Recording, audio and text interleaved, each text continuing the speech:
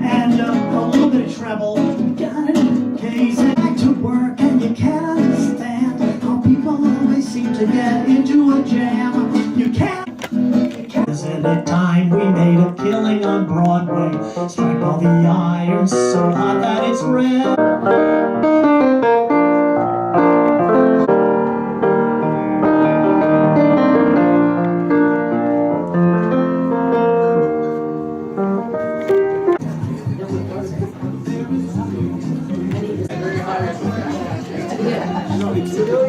This could be the Lower East Side. 40 minutes ago. And we're in historic buildings. You know, these buildings have been around for a long time. Have used these buildings to live. People upstairs. And there's also the buildings that are always in a transition. There used to be a Japanese restaurant. Oh, Angelica's Kitchen. There's a vegetarian restaurant. People would come to vegetarian food from all over the world. They went to Angelica's Kitchen. That was on 12th Street, right off of 2nd Avenue, but it closed after 40 years. Next door to that is John's, which they use for their Boardwalk Empire. I think HBO has kept that place going. And then it has wax candles and always getting bigger and bigger wax, and they're more like mountains now. They're closing the street. I don't think the food is good. They're going to be filming, what is it, like the China Girl or something. I don't know what that TV show is. What street I left on? The Miss Maisel.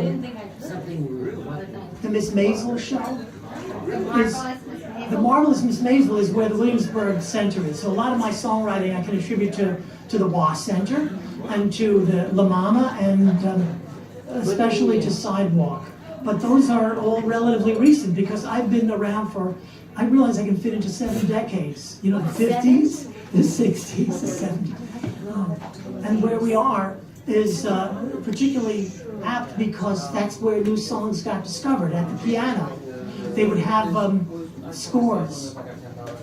You know, the shops. Did everybody remember Padelson's? Did you ever go to Padelson's? Yes. G. Shermer's? There were sheet music stores. You remember Colony Records? If you're looking for your audition song. Now, JP has picked out a lot of audition songs. He's finding songwriters that have done musical theater, but they sort of aced the genre with, you know, romantic songs in familiar territory. You know, there's a song Mark Shaman has that sounds like it's from the doo-wop days in the 50s, but, you know, he built it. It's weird, you know, when you listen to, like, Stephen Sondheim music, Follies is an example of, you know, refined versions of songs that were already written. There's another show called Chicago, songs that were already written. You know, in the vaudeville and burlesque days, Chicago is now, you know, the iconic versions of these songs. Mr. Cellophane, you know, the soft shoe guy, and they're the jazz style. But more here, where we are, is the Yiddish theater, the Yiddish Rialto. In case you want to visit the history of New York, you're here. Because even across the street, what you see is a movie theater. That's a landmark building. That was called the Yiddish Art Theater. Where this show, they not only did Shalom Aleichem, but they also did Shakespeare. And somehow they did both Shalom Aleichem, I don't think I can say it, and a lot of the great performers of the 10s, the teens, and now we're in the new teens, but 100 years ago. And there are some footprints down there too, because the other iconic place that's no longer there, it's now a Chase Bank, is called the 2nd Avenue Deli. I think it's still around, and if you go to the Chase Bank, you'll see the handprints of the Yiddish theater stars. So it's worth a walk here in this historic. I live around the corner, by the way, I'm 12. And behind here is the old cemetery for St. Mark's Church, which is a lot older than all the other buildings. That's why it's on a 45-degree angle. Before they put down the grid, they put down the 45. In fact, the West Village still keeps that angle, but the grid was more of a Stonehenge idea that they would capture a little sunshine for the north side and the south side. So when you say north and south, it's like north, east and southwest, something like that. So the 45-degree church went right through to this building behind where there was the St. Mark's Cemetery. And you see some of the corners still, and you go to some of the new buildings, they have to build around these little corners. And they moved all those graves to Bushwick. And now but they didn't really move them, as we know. Poltergeist, if we learned anything, is that they didn't bother. But they put the tombstones. There are a lot of the tombstones that are still there. And, Peter Stuyvesant, this is like Peter Stuyvesant's farm. It went down to Tompkins Square Park, and you still have the park there. I think it's called Stuyvesant Park because that was part of his land. There's a Quaker church over there. And that's where we are. So I don't know what the story of this building is, but it's facing the park area, which is now a combination of an older building. Oh, I guess Mimi Stern Wolf, downtown. Oh, hello, Mike. How are you? Mike Hill from the Steps. It's just here. What were we learning about? Oh, yeah, JP just recently married to Courtney Courtney. Not to be confused with Courtney Hill, though. Forward to Courtney and JP are actually sitting together. So in the 60s, I started writing songs. I'm trying to fit in as many songs as I can. I've been writing in the 60s, the 70s is like the kooky, crazy songs. And then the 80s. We've done not much from the 70s and the early 60s. Tonight we're going to try to pull those songs out to show that there is order in the universe, because I had no idea what I was doing, but now as I write it down, I find that it made sense. It might have made more sense because then when you try to think about it. Well, we'll see, because we're going to go into some experimental songs. I was remembering when, I think I was writing an opera, but it had to be because Tommy, I'm trying to write, when did Tommy write The Who? Or rather, when did The Who write Tommy? 1969. Before I heard Abbott and Costello, Who's on First, my friend Frankie, who was older than me, told me a band, he had a band with an unpronounceable name. They gave up, they just called themselves The Who. And they wrote a rock opera where they destroyed their instruments at the end. Did you realize that they actually, because it was a very crazy drummer. I think, Myron's told me there's a drummer recently who's kind of amazing. Oh, the Joy Division? Are you familiar with the Joy Division drummer? Well, Tommy has Keith Moon, this really crazy drummer who passed away. But I think he influenced them to become, because they're good, perfectly good instruments. They would smash their guitars. You would think they would. Then Jimi Hendrix was burning his amplifier. I think they did that because Jimi Hendrix did that. Jimi And Hendrix, they yeah. had to outdo. Oh, Monica, I'm very happy to tell you. And then Did you know Jimi Hendrix was murdered? He didn't die of a drug overdose. Did you hear that? We found that out recently. At Sidewalk. We go to a lot of the music from '96 until the present day. I've been playing in a place called Sidewalk, and there you can introduce your new material, and people are willing to listen to the words. We listen to pop songs. I don't think we listen to the words that much. We're finding, as we produce the songs, we're doing them live. A lot of times I'm getting introduced to the songs because the shows, the Forest Hills shows. And the words are always very important. They have to be solid in order for the song to get played 1,000 times. 1,000 times. You're going to eventually realize there's a word off or there's a note off. And the songs that get played so many times are the ones where really there's nothing wrong with them. They're just perfect the way they are. But they're also, there's a chance element, there's something magical maybe. I don't know, the other time we were growing up was that people took their clothes off on stage. So that's my the idea that people were on stage naked. Remember, Joy was our mother's cousin, I think, and she had the album. We listened to the soundtrack to Hair, and that was very expansive. It was always like you're searching for the beautiful music. And then you would not be able to find it, so you try to write it instead, try to recapture the that great moment of the music that you heard.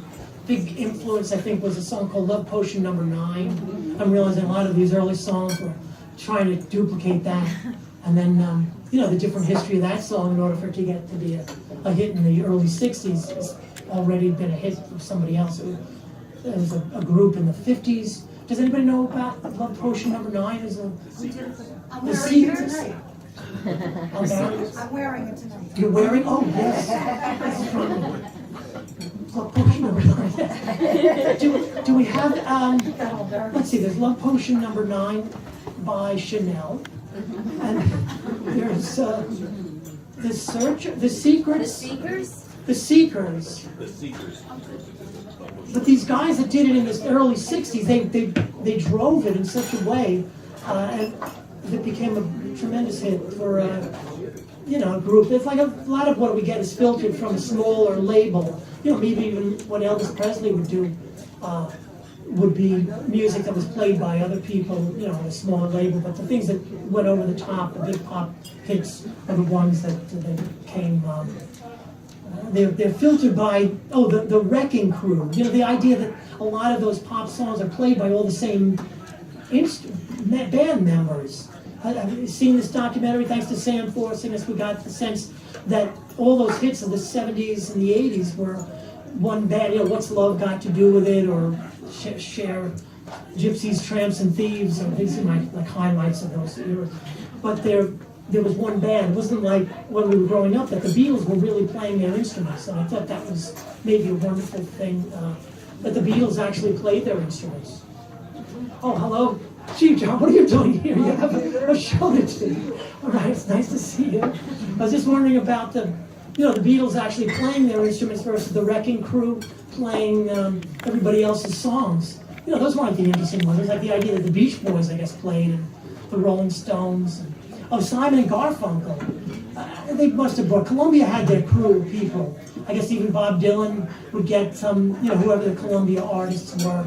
I think Bob Dylan himself is a great harmonica player and would show up on records. But it's all like out of this Columbia, filtered through that radio, that record label. It's still around. I'm looking at all my classical records. They're all Columbia records.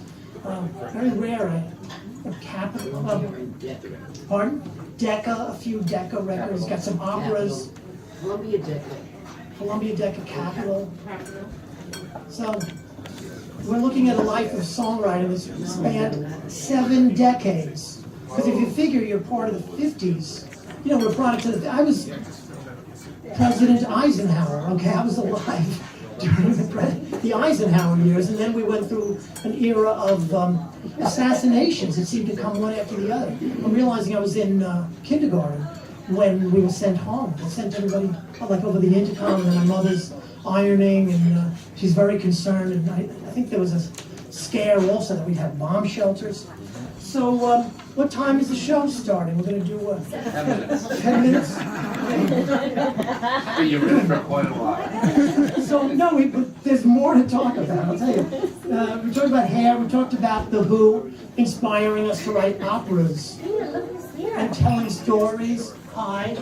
I know you can't see me. Hello Martha, how are you? Nice to see you. Guy. Oh, Dr. Manola, nice to see you. Thank you for coming tonight. The show will be starting. So we do have the books. We're trying to put together the book of the songs of Peter Dizozza that over the years, going back to the old songs, I'm trying to notate. And because a lot of them, I had written down maybe on sheet music. Do you remember Guy Manoli? So we're getting a Candlewood Isle aspect to our songwriting. A lot of fun there because then people would be playing the guitars and would sing along. We have those overnights on Skeleton Island and the Bootleggers Island. Tell ghost stories. But there was a musical component to the Isle. We had piano there. Candlewood Lake really transformed our lives because we lived in Queens, boy from Queens. This is the book. Oh. This is the new book we have. It's called Only What We Need, the songs of Peter Dizozza. And in it you'll have a lot of the hits. We'll see. We're going to try to generate them live. The professionals. We need the stars to sing our songs, but we can sing them too. That is something of a connection with our Lower East Side way of sharing the songs early on. It was at the piano. The sheet music stores had the pianist in there. Gershwin might have been there playing other people's songs, and then he started playing, he was selling his own songs. Then across the street, they would say, okay, you're part of the New Faces of 1910. And they would put the song in there, and then people would hear the song that way. Now we hear the song in the movie. So I'm realizing, like, oh, thanks to JP, again we get to hear the song La La Land, which is, here's to the ladies who lunch. It starts off with, I used to know a girlfriend known as Elsie. You know, it starts off, do you know the lyrics to this song by people who wrote a movie musical called La La Land? And it's called, here's to the fools who dream, I think is the idea of that song. And it has the hook. And how does that song become fresh? Because it's already in a familiar territory. And it's kind of using the style of, you know, opening up cabaret, that, you know, you should live your life to the fullest, but Elsie and Chelsea has passed away, but life is a cabaret. And then here's to the ladies who lunch. And that's from Company. That's from Company. Here's to the ladies who lunch. And so you raise a glass. You know, let's drink to the hard-working people. Another great song by Salt of the Earth, Rolling Stones. They wrote, I think, also drawing from material that had already been recorded. I'm curious about Muddy Waters being the inspiration for, like, the best of the Stones. Because my favorite is the Let It Bleed, whatever Tammy Faye Starlight does, basically. Those are my favorite songs.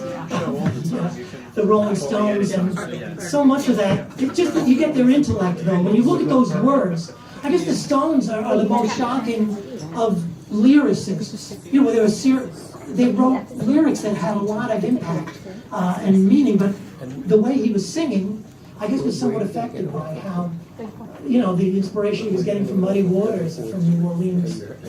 He didn't make it very clear, but you do get a translation eventually. For the Rolling Stones, I never knew what they were saying. It just seemed transgressive. I guess a big lyric would be Street Fighting Man, that they were singing about being street fighter men. They might have been, I don't know, they seem like more, I think of Genesis too, like as being prep school kids. The School of Rock was a good example of the prep school kids, where they actually, that's where Genesis came from, that's where the Rolling Stones came from. I might be allowed on a limb. Did you talk about hair earlier? Well, hair is a product of this locale. The guy Tom O'Horgan lived around here, and he got to direct Jesus Christ Superstar, another sort of rock opera. Well, I guess we'll start soon with your sampling of songs. So I have some text.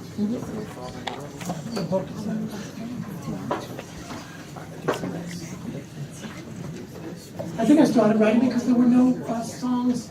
I didn't have access to what I wanted to hear again. It was very hard to find, so I would write it myself. The songs that we're opening up with we used for the parks. There were concerts in the parks. We did this East Village singer-songwriters, basically Latch's anti-folk, got permits to do parks concerts, and we did a song in the parks. At that time, I was going to some classes about the philosophy of Henry George. So there was this progress in poverty concept of ownership of land, that there's land that we all own. You know, this land is our land, but that land is their land. The parks are our land. I did get to go to Shanghai. I went to the People's Park, and believe me, that is the People's Park. It's totally the people doing whatever they want, and they own that park. They know in fact, they own the whole country. It's the People's Park.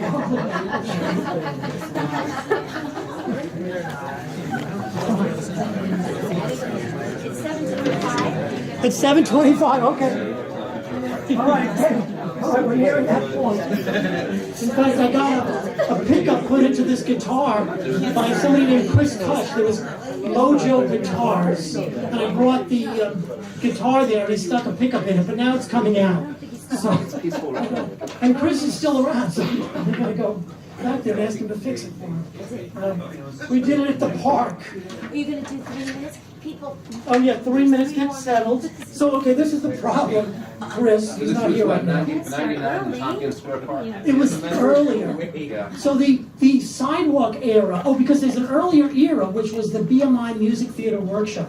Myra and I recently went to this Feinstein's Below 54. 54 below. 54, and they, Skip Kennan, who was a teacher, somewhat, he did the songs of Skip Kennan. He inspired me to do the songs of Peter Dizozza. And he titled his show after a lyric from one of his songs, and that's what I did. Only what we need. What do we need? No, I want you to hold on to that. That was a good cue. So I'm gradually putting on the guitar, and The original. we did, so the different eras, if we go back before the BMI workshop, there was a music theater workshop that got me into the BMI workshop, and that, at that time, that was in the 80s, I wrote a show about Forest Hills and about indentured servitude, that all the slaves, that slavery was being brought back so that people could actually elevate themselves in life. It's a horrible concept, and people were addicted to sugar. So they were trying to, it was a type of, it was a contraband, sugar.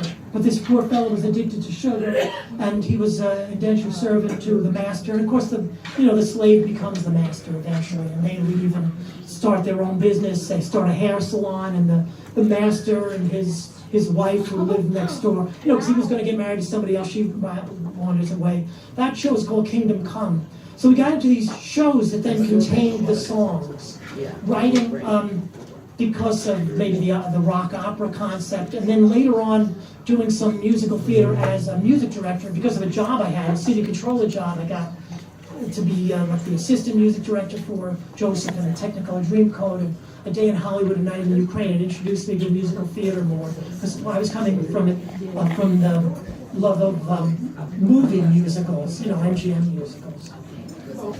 So, the lights are, Monica Dizozza was there for much of the songwriting. Now, which side are we? Is this the side? I guess. I know Sam wanted us to be here. In other words, well, we're not going to be able to see. We're just going to have to do it by memory. So the idea is that we would be out in the park and we would be going wild. We had to get sound permits, and we had to recreate the band shell because that was a place where people lived. Oh, Tompkins Square Park being, a home for the homeless, but at one point it was totally cleared out, and the band shell had to be removed. I think Jimi Hendrix played in that band shell. We got a Wenger wagon that opens up as a band shell.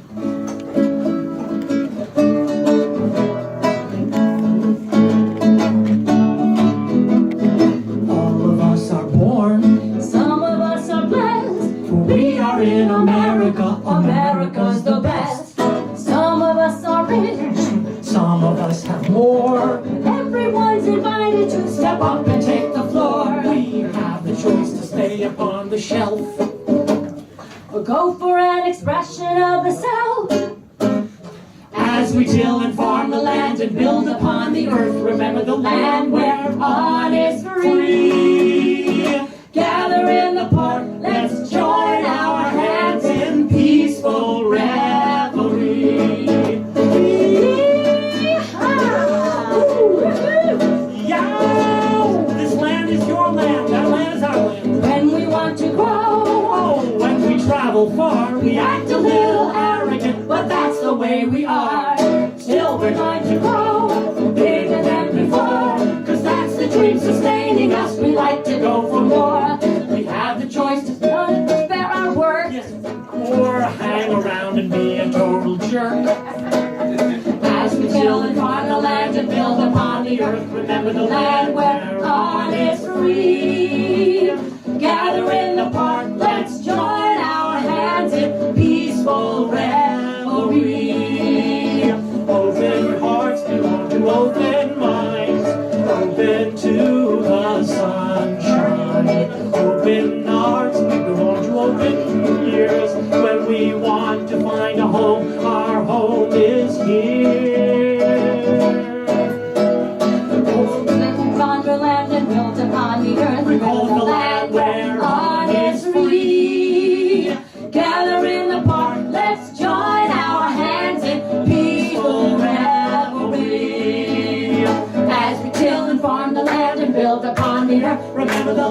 There are